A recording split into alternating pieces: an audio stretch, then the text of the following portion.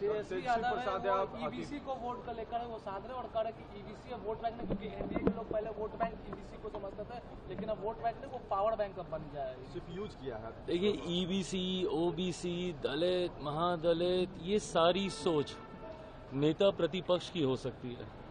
मैंने आज तक कभी किसी बिहारी को ना ईबीसी समझा, ना ओबीसी समझा, ना दलित समझा, ना महादलित समझा, ना अगड़ा समझा, ना पिछड़ा समझा, ना हिंदू समझा, ना मुस्लिम समझा।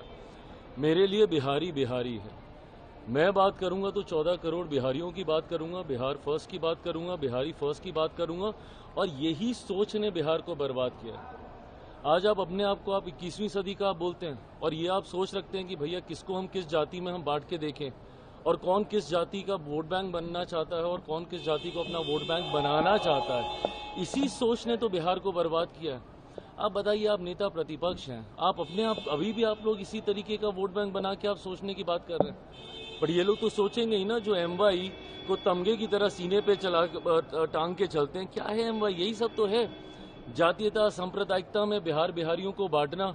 भाई हम भी एमवाई की बात करते हैं, बट हमारे एमवाई में महिला हैं जो कि देश दुनिया की आधी आबादी है। हमारे वाई में युवा हैं जो कि देश की, हमारे बिहार की सबसे बड़ी आबादी है। ऐसे में जब ऐसे लोग भी और यंगस्टर्स से भी अगर हम लोग यही उम्मीद करें कि भैया वो भी जाति में बांटकर वोट बैंक की बात करेंगे, तो पिछले 50 साल जैसे बिहार के गए, अगले 50 साल फिर ऐसे ही जाएंगे। अगली पीढ़ी फिर ऐसे ही जातियों और धर्म में बंटकर बर्बाद होने का काम करेगी।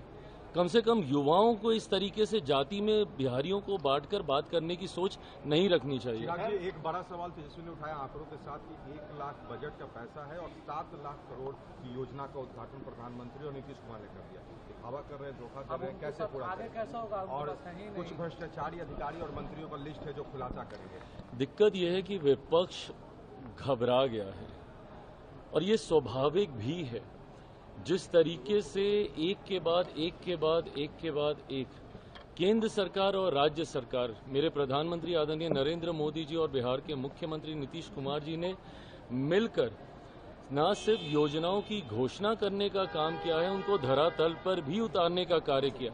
मुझे खुशी इस बात की कि मेरे प्रधानमंत्री ने सिर्फ शिलान्यास नहीं किया, उन्होंने उद्घाटन भी किए हैं, और कई ऐसी जन कल्याण की योजना जिसको लागू करने का काम किया, जो विपक्ष सपने दिखाता रहा था बिहार को कि हम आएंगे तो हम ऐसा करेंगे, हम आएंगे तो हम ऐसा करेंगे। अरे प्रभु, दिए तो थे आपको 15 साल।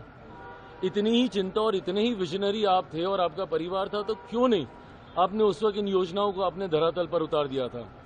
ऐसे में आज जब उन योजनाओं की न सिर्फ घोषणा की गई है बल्कि उसको अमल में भी ला दिया गया है। महिलाओं के लिए आपकी सोच तो भैया सिर्फ सीमित इतनी थी कि आप उम्र भर आप उनको अपने ऊपर डिपेंडेंट रखते, हर महीने आप उनको एक किस्त देते रहते, हर महीने आप एक किस्त देते रहते। यही आपकी सोच थी ना। इसी सोच को आप बोल रहे थे कि भैया कॉपी कर रहे हैं, कॉपी कर रहे हैं। क्या कॉपी किया? आज 10-10 हजार रुपए महिलाओं के अकाउंट में डालकर इस बात को सुनिश्चित करने का हमारी सरकार प्रयास कर रही है कि वो उद्यमी बने, वो अपने पांव पे खड़ी हों। और जब एक महिला अपने पांव पे खड़ी होती है तो पूरे परिवार को साथ लेके खड़ा होती है। तो ऐसे में जिन महिलाओं के अकाउंट में गए हैं 10,000 रुपए, वो इसलिए नहीं गए कि भैया आज दिए हैं फिर तुमको दे देंगे, फिर तुमको दे देंगे। नहीं, आप एक प्रोजेक्ट तैयार कीजिए। आप जिस भी व्यवसाय में आप जाना चाहती हैं, आप उसके लिए आप कार्य कीजिए, इनिशियल रिपोर्ट सबमिट कीजिए, और उसके बाद 2 लाख रुपए की और राशि आपको दी जाएगी ताकि आप उसको पूरी तरीके से आप स्थापित कर सकें। ये विकास की सोच है। ये कैसे एक परिवार को आत्मनिर्भर बनाया जा सके, उस दिशा में उठाया गया कदम है। और स्वाभाविक है भैया, ये ऐसे कदम हैं जो सीधा गरीब कल्याण की योजनाओं को सशक्त करते हैं, महिलाओं को सशक्त करते हैं, परिवारों को सशक्त करते हैं। ऐसे में आपको स्वाभाविक है चुभना ये सारी बातें, क्योंकि आपने तो सपने में भी नहीं सोचा था कि ऐसी योजना भी आ सकती है। देखिए, प्रशांत जी एक के बाद एक के बाद एक के बाद एक कई आरोप पे आरोप लगा रहे हैं। ये सही मायनों में कुछ तथ्यों के साथ वो जानकारी साझा कर रहे हैं या सिर्फ आरोप लगा रहे हैं। मैं मानता हूं कि ये तमाम बातें जांच का विषय हैं।